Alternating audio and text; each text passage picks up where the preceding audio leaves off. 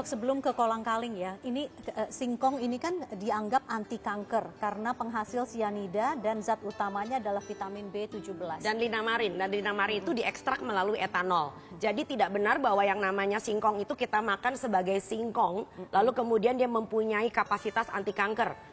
Ya, ini nggak benar sama sekali. Bahwa linamarin terdapat di dalam singkong, bahwa kita punya cyanida atau yang disebut breakdownnya disebut vitamin B17, itu benar ada. Tapi harus melalui suatu proses penyaringan oleh pabrik, oleh suatu institusi kesehatan yang menggunakan metanol. Artinya itu adalah penarikan dengan cara alkohol. Jadi walaupun makan singkong 2 kilo per hari itu belum yang ada kita diabetes karena dia adalah karbohidrat tinggi. Oke, baiklah, udah salah. Nah, itu jengkol, Dok. Oke, jengkol. Jengkol itu kita anggap adalah suatu bagian dari biji yang mempunyai beberapa zat yang katanya ampuh. Tapi tolong diingat bahwa zat itu diekstraksi lagi dengan menggunakan metanol. Lalu kemudian kita cobakan di cawan Petri di laboratorium terhadap suatu sel, dan selnya adalah sel virus bernama Epstein-Barr virus.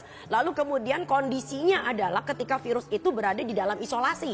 Jadi ini tidak benar sama sekali dengan kita makan jengkol. Yang ada adalah kita punya jengkolat. Jengkolat itu adalah suatu asam yang menyebabkan akhirnya kita malah nggak bisa kencing, bahkan kita menyebabkan gagal ginjal. Jadi tidak mungkin ya diolah di rumah, kemudian punya fungsi yang sama. Lalu ini urusannya sesuatu yang disebut sebagai obat, lalu dijadikan seperti functional food. Tidak benar sama sekali. Kolang-kaling, Dok. Ini Kolang-kaling sangat populer, banyak sekali di Indonesia. Itu yang saya katakan di awal. Teman-teman saya berusaha ingin mencari dari buku-buku macam-macam, buku-buku klasik sampai dengan ensiklopedia herbal. Apa hasilnya, Dok? Tidak ada sama sekali yang disebut sebagai galaktomanan. Nah, di dalam salah satu rilis dari hati-hati Anda membaca media-media online. Tidak semua media online itu juga mereka mempunyai wartawan, jurnalis yang bisa mengumpulkan dari sumber yang dipertanggungjawabkan. Di salah satu media online dikatakan bahwa yang membuat kelihatannya kolang-kaling bisa menyembuhkan nyeri dengkul itu karena katanya mengandung galaktomanan. Padahal kalau Anda cek nggak usah jauh-jauh ke Wikipedia aja, galaktomanan itu sebetulnya adalah stabilizer dari makanan. Jadi bukan analgesik,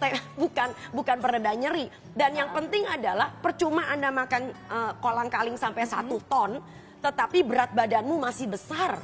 Jadi yang menjadi problem dengan dengkul Anda adalah kelebihan berat badan, Anda punya riwayat rematik, pola makan yang salah, Anda tidak berolahraga sejak usia muda.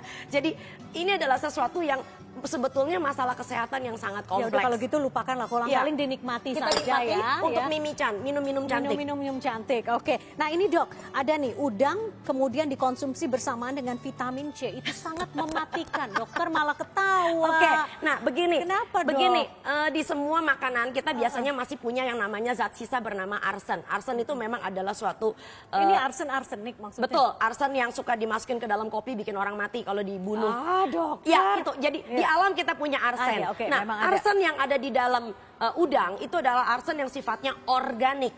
Nah, yang mematikan kita adalah arsen yang anorganik. Dan anorganik itu kalau bercampur dengan asam askorbat, yaitu vitamin C, kita meyakini menghasilkan suatu senyawa bernama trioxide arsenic yang memang mematikan, terutama manusia. Nah, yang menarik adalah di dalam udang, ya arsen yang sifatnya anorganik itu cuma kurang dari 4%. Bahkan berarti tidak mungkin mematikan ya, Dok? Kalau seandainya toh dari semua udang yang kita punya, kita tarik inorganik arsennya, kita campur dengan vitamin C, maka untuk bisa mematikan tubuh sebesar saya harus makan 105 kilogram udang. 1 kuintal lebih. 1 kuintal lebih. Yang ada saya mati kekenyangan.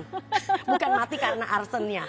Oke, itu berarti tidak benar juga, terlalu berlebihan. Iya, Dan harus masuk konsumsi akal. 1 kuintal udang. 1 kuintal udang.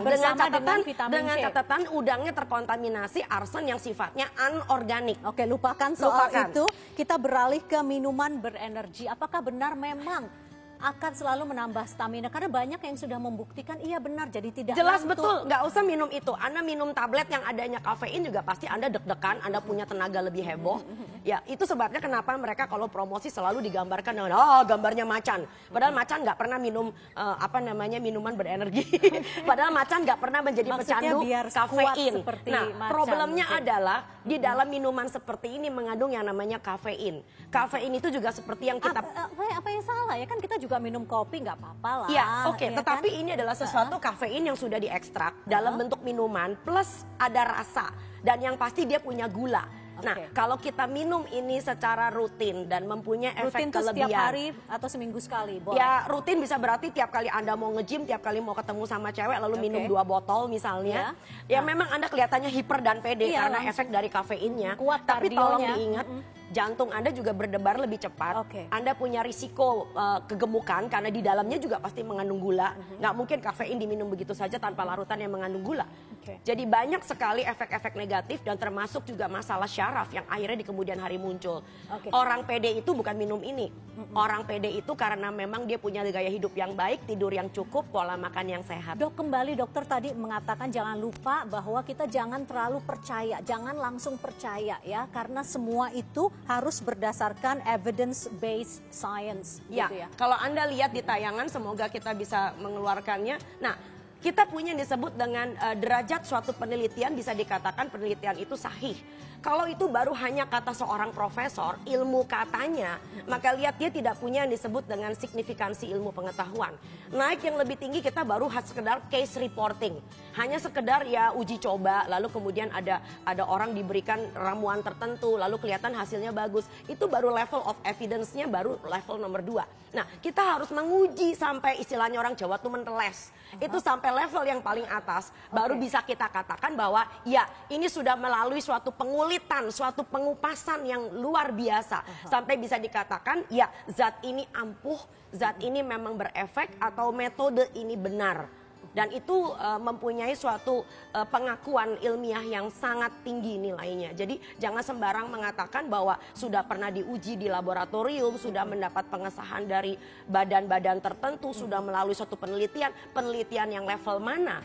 Karena kita mempunyai disebut dengan degree of scientific examination or experiments. Panjang ya, panjang sekali Tentu uji saja. klinisnya. Bukan Dan cuma harus, uji klinis tetapi juga uji perbandingan. Jadi ada semacam kayak randomized clinical trial.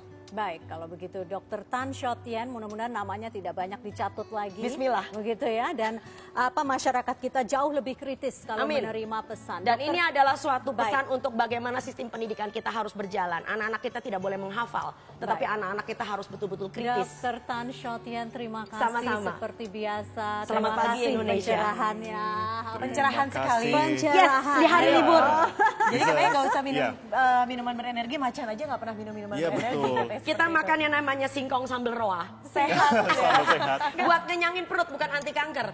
Dan bisa tenang makan seafood jangan sekarang lupa ya. buat Marvin ya. Wow, Tapi terima bukan kasih. obat anti rematik tapi. Bukan. Ini untuk Anti minuman dahaga. juga makanan. bukan buat sumpel dengkul.